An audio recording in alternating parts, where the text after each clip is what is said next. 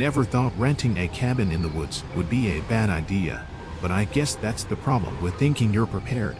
I was 26 at the time, working remotely for a design company, and needed to get away from the city. Noise, traffic, people everywhere. I wanted quiet, solitude, maybe a little inspiration.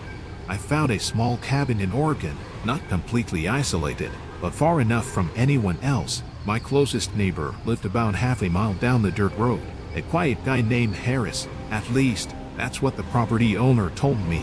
The first 2 weeks were amazing. Morning coffee while watching deer wander through the yard. Crisp air, snow-covered trees, the kind of peace you dream about when you live in a city. Around the third week, things started getting weird. I was working late one night when I heard it. 3 slow knocks on the back door. At first, I told myself it was the wind. The door was old. The frame creaked.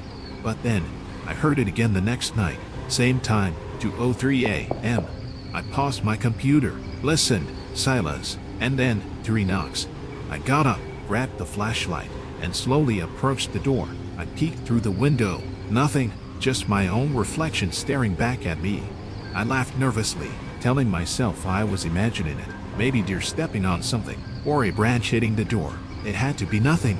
Next morning, I went outside to check the snow, and that's when I saw them. Footprints, boot prints, leading from the edge of the forest right up to my back door, and then stopping. No return tracks, just gone. My heart was racing. I knew immediately someone had been there. I called the property owner, Paul, and explained what I saw. He tried to calm me down.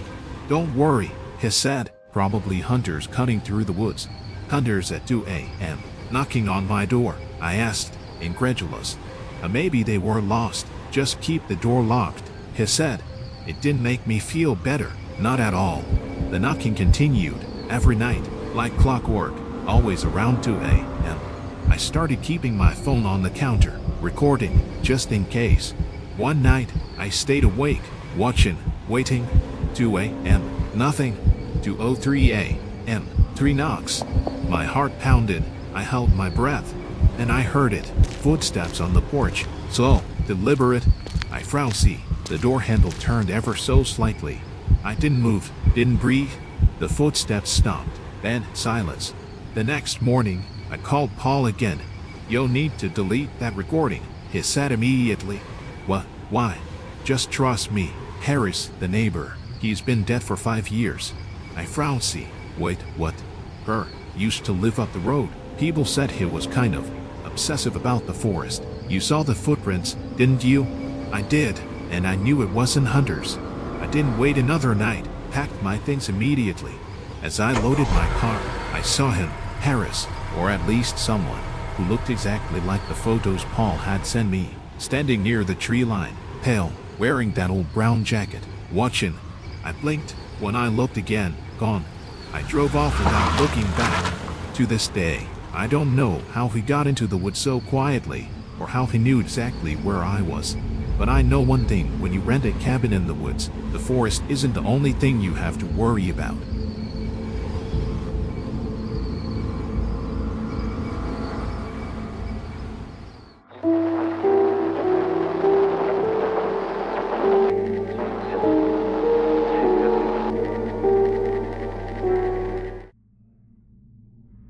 In 2020, I was living alone in a small apartment in Queens, New York.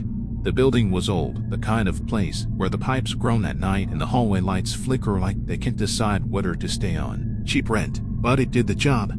I wasn't looking for anything spooky, but I learned it quickly that sometimes the scariest things aren't ghosts, they're people. Or at least, you think they're people.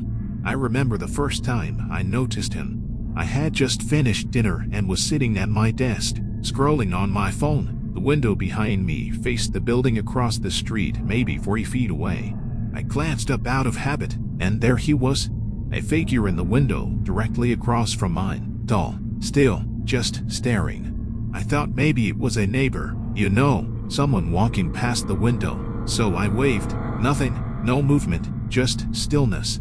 I shrugged it off. Maybe I was imagining it. After all, the city's full of weird shapes at night. Then it happened again. Every night, same time, around 11 p.m., the figure would appear in that same window. At first, I told myself it was a coincidence, maybe a roommate, maybe a neighbor up there, but then I realized nobody ever moved, never opened curtains, never disappeared, just standing there, watching. I tried not to think about it, but it became unnerving. I started leaving my blinds closed at night, making sure the locks were tight. One night, I woke up and realized the blinds were open. I live alone. A few nights later, I woke up to tapping. So, rhythmic, on the glass, my window. I frowsy, heart racing, the blinds were open. I slowly turned my head toward the sound, and that's when I saw it. Handprints on the inside of the glass. Not outside, inside. My fingers traced them in disbelief. My apartment was locked. I live alone. I called the building manager first thing in the morning. Condensation, he said. On the inside of the window, I asked. He hesitated. Oh, yeah, condensation. That didn't make sense. I knew it didn't.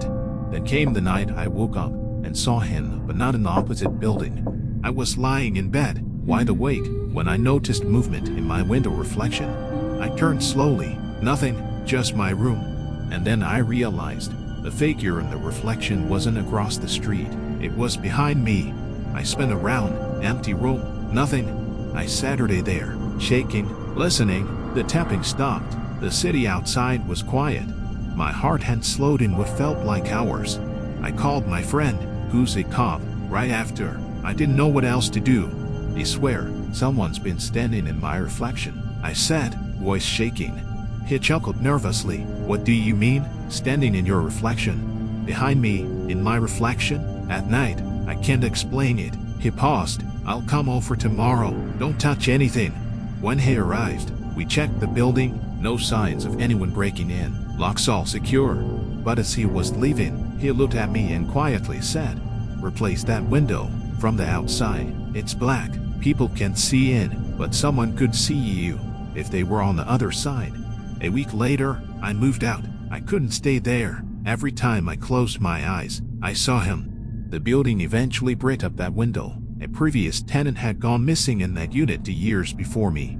No one ever found them. I tell people this story now, and most just laugh. Reflection paranoia, they say, urban legends. But I know what I saw, I know what I felt, and I'll never forget the feeling of someone watching you from the other side of the glass.